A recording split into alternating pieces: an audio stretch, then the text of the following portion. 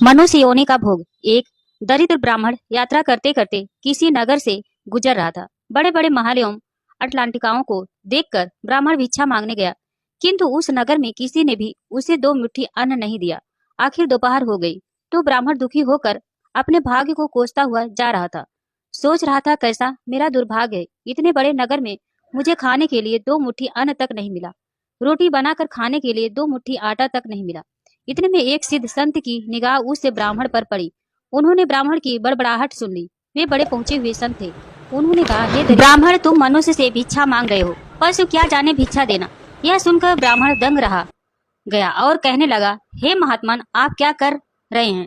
बड़ी बड़ी अटलांटिकाओं में रहने वाले मनुष्य से ही मैंने भिक्षा मांगी है। महात्मा बोले, नहीं ब्राह्मण, मनुष्य शरीर में दिखने वाले ये लोग भीतर से मनुष्य नहीं है। अभी भी वे पिछले जन्म के हिसाब से ही जी रहे हैं। कोई शेर की योनि से आया है तो कोई कुत्ते की योनि से आया है, कोई हिरण की योनि से आया है तो कोई गाय या भैंस की योनि से आया है। उनकी आकृति मानव शरीर की जरूर है, किंतु अभी तक उनमें मनुष्यत्व निखरा नहीं है, और जब तक मनुष्यत्व नहीं निखरता तब तक दूसरे मनुष्य की पीड़ा का पता नहीं चलता। दूसरे में भी मेरा प्रभु ही है, यह ज्ञान नहीं होता। तुमने मनुष्य से नहीं, पशुओं से भिक्षा मांगी है। ब्राह्मण का चेहरा दुख व निराश से भरा था। सिद्ध पुरुष तो दूर दृष्टि के धनी होते हैं। उन्होंने कहा, देख ब्राह्मण, मैं तुझे यह चश्मा देता हूँ, इस चश्मे को पहनकर जा और कोई भी मनुष्य दिखे उससे भिक्षा मांग, फिर देख क्या होता है। वह दरिद्र ब्राह्मण जहाँ पहले गया था वहीं पुनः गया और योग सिद्ध काला वाला चश्मा पहनकर गौर से देखा। ओह, वाकई कोई कुत्ता है, कोई बिल्ली है तो कोई बघेरा है। आकृति तो मनुष्य की है, लेकिन संस्कार पशुओं के हैं। मनुष्य होने पर भी मनुष्यत्व के संस्कार नहीं है। घूमते घूमते वह ब्राह्मण थोड़ा सा आगे गया तो देखा कि एक मोची जूते सिल रहा है। ब्राह्मण ने उसे गौर से देखा तो उसमें मनुष्यत्व का निखार पाया। ब्राह्मण ने उसके पास जाकर कहा, भाई तेरा धंधा तो बहुत हल्का है और मैं हूँ ब्राह्मण, रीति रिवाज एवं कर्म कांड को बड़ी चुस्ती से पालता हूँ। मुझे बड़ी भूख लगी है, इसलिए मैं तुझसे मांगता हूँ, क्योंकि मुझे तुझमें मनुष्य दिखा है। उस मोची की आंखों से टप टप आंसू बरसने लगे। वह बोला, हे प्रभु, आप भूखे हैं। मेरे भगवान, आप भूखे हैं। इतनी देर आप कहाँ थे? यह कहकर मोची उठा एवं जूते सिलकर टका आना 2 आना वगैरह जो इकट्ठे किए थे उस चिल्लर को लेकर हलवाई की दुकान पर पहुंचा और बोला, हलवाई भाई, मेरे इन भूखे भगवान की सेवा कर लो। ये चिल्लर यहाँ रखता हूँ। जो कुछ भी सब्जी, पराठे, पूरी आदि दे सकते हो वह इन्हें दे दो। मैं अभी जाता हूँ। यह कहकर मोची भागा और घर जाकर अपने हाथ से बनाई हुई एक जोड़ी जूती ले आया एवं चौराहे पर उसे बेचने के लिए खड़ा हो गया। उस राज्य का राजा जूतियों का शौकीन था।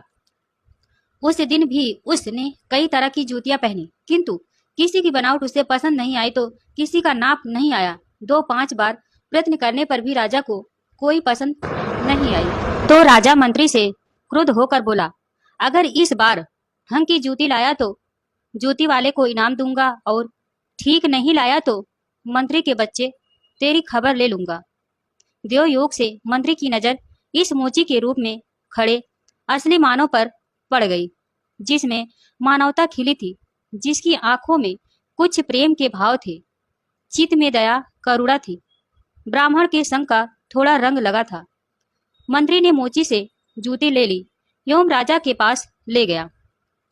राजा को वह जूती एकदम फिट आ गई, मानो वह जूती राजा के नाप की ही बनी थी। राजा ने कहा, ऐसी जूती तो मैंने पहली बार ही पहन रहा हूँ। किस मोची ने बनाई है यह जूती? मंत्री बोला, हुजूर, यह मोची बाहर ही खड़ा है। मोची को बुलाया गया है। उसको देखकर राजा की भी मानवता थोड़ी खिली। राजा ने कहा, जूती के तो 5 रुपए होते हैं, किंतु यह 5 रुपए वाली नहीं है, 500 रुपए वाली जूती है। जूती बनाने वाले को 500 और जूती के 500, कुल 1000 रुपए इसके दे दो। मोची बोला, राजा, तो तनिक ठहरिए, यह जूती मेरी नहीं है, जिसकी है उसे मैं अभी ले आता हूँ। मोची जाकर विनय पूर्वक उस ब्राह्मण को राजा के पास ले आया एवं राजा से बोला, राजा जी, यह जूती इन्हीं की है। राजा को आश्चर्य हुआ। वह बोला, यह तो ब्राह्मण है, इसकी जूती कैसे? राजा ने ब्राह्मण से पूछा तो ब्राह्मण ने कहा, मैं तो ब्राह्मण हूँ, यात्रा करने निकला हूँ। राजा, मोची जूती तो तुम बेच रहे थे। इस ब्राह्मण ने जूती कब खरीदी और बेची? मोची ने कहा, राजन, मैंने मन में ही संकल्प कर लिया था कि जूती की जो रकम आएगी वह इन ब्राह्मण देव की होगी। जब रकम इनकी है तो मैं इन रुपयों को कैसे ले सकता हूँ, इसलिए मैं इन्हें ले आया हूँ। न जाने किसी जन्म में मैंने दान करने का संकल्प किया होगा और मुकर गया होऊंगा, तभी तो यह मोची का चोला मिला है। अब भी यदि मुकर जाऊं तो न जाने मेरी कैसी दुर्गति हो। इसलिए राजन, ये रुपए मेरे नहीं हुए। मेरे मन में आ गया था कि इस जूती की रकम इनके लिए होगी, फिर 5 रुपए मिलते तो भी इनके होते, और 1000 होगी, फिर 5 रुपए मिलते तो भी इनके होते, और 1000 मिल रहे हैं तो भी इनके ही हैं। हो सकता है मेरा मन बेईमान हो जाता, इसलिए मैंने रुपए को नहीं छुआ और असली अधिकारी को ले आया। राजा ने आश्चर्यचकित होकर ब्राह्मण से पूछा, ब्राह्मण, मोची से तुम्हारा परिचय कैसे हुआ?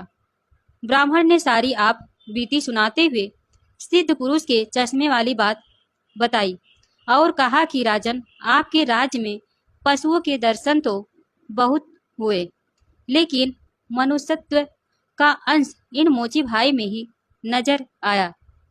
राजा ने कौतूहलवश कहा, लाओ वह चश्मा जरा हम भी देखें। राजा ने चश्मा लगा कर देखा तो दरबारियों में उसे भी कोई सियार दिखा तो कोई हिरण, कोई बंदर दिखा तो कोई रीछ। राजा दंग रह गया कि यह तो पशुओं का दरबार भरा पड़ा है। उसे हुआ कि ये सब पशु हैं तो मैं कौन हूँ? उसने आईना मंगवाया एवं उसमें अपना चेहरा देखा तो शेर। उसके आश्चर्य की सीमा ना रही। ये सारे जंगल के प्राणी हैं और मैं जंगल का राजा। शेर यहाँ भी इनका राजा बना बैठा है। राजा ने कहा, ब्राह्मण देव, योगी महाराज का यह चश्मा तो बड़ा गजब का है। वो योगी महाराज कहाँ होंगे?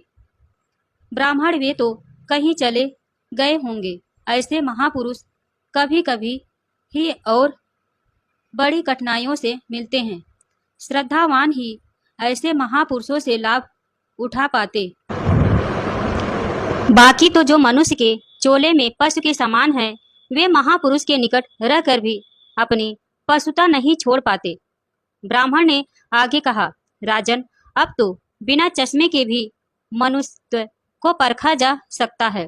व्यक्ति के व्यवहार को देखकर ही पता चल सकता है कि वह किस योनि से आया है। एक मेहनत करे और दूसरा उस पर हक जताए तो समझ लो कि वह सर्प योनि से आया है, क्योंकि बिल खोदने की मेहनत तो चूहा करता है, लेकिन सर्प उसको मारकर बलपूर्वक अपना अधिकार जमा बैठता है। अब इस चश्मे के बिना भी विवेक का चश्मा काम कर सकता है और दूसरे को देखे उसकी अपेक्षा स्वयं को ही देखे कि हम सर्प योनि से आए हैं कि शेर की योनि से आए हैं। यह सचमुच में हम में मनुष्यता खिली है। यदि पशुता बाकी है तो वह भी मनुष्यता में बदल सकती है। कैसे? गोस्वामी तुलसीदास जी ने कहा है, बिगड़ी जन्म अनेक की, सुधरे अब और आजू, तुलसी होई राम को, राम भज तज कुसमाजू। कुसंस्कारों को छोड़ दे, बस अपने कुसंस्कार आप निकालेंगे तो ही निकलेंगे। अपने भीतर छिपे हुए पशुत्व को आप निकालेंगे तो ही निकलेगा। यह भी तब संभव होगा जब आप अपने समय की कीमत समझेंगे। मनुष्य आए तो एक एक पल को सार्थक किए बिना आप चुप नहीं बैठेंगे। पशु अपना समय ऐसे ही गंवाता है पशुत्व के संस्कार पड़े रहेंगे तो आपका समय बिगड़ेगा। अतः पशुत्व के संस्कारों को आप बाहर निकालिए एवं मनुष्यत्व के संस्कारों को उभारिए। फिर सिद्ध पुरुष का चश्मा नहीं वरन आपके विवेक का चश्मा ही कार्य करेगा और इस विवेक के चश्मे को पाने की युक्त मिलती है हरि नाम संकीर्तन यानी सत्य का संग।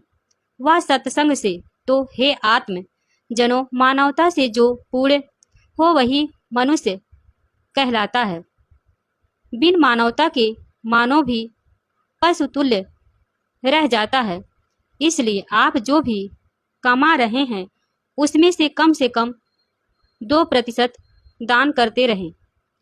जो सेवा आपको सही लगे